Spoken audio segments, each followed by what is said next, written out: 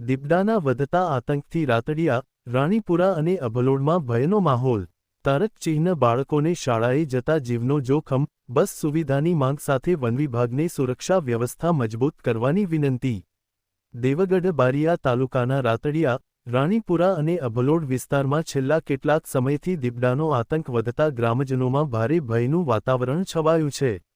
સાંજના સમયગાળામાં દીપડો જાહેર માર્ગો તેમજ ગામની આસપાસ દેખાઈ આવતો હોવાથી લોકોમાં દહેશતનો માહોલ વ્યાપી ગયો છે.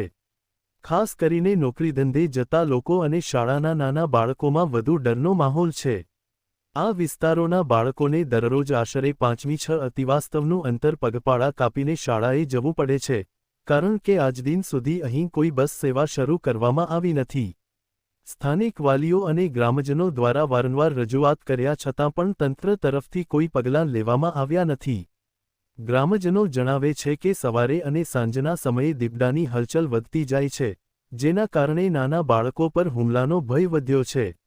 ગ્રામજનો તંત્રને તાત્કાલિક વિનંતી કરી છે કે આ વિસ્તારોમાં વિદ્યાર્થીઓ માટે બસ સેવા શરૂ કરવામાં આવે અને વનવિભાગ દ્વારા રાત્રિ પેટ્રોલિંગ સાથે સુરક્ષા વ્યવસ્થા મજબૂત બનાવવામાં આવે જેથી ગ્રામજનોમાં શાંતિનું વાતાવરણ સર્જાય.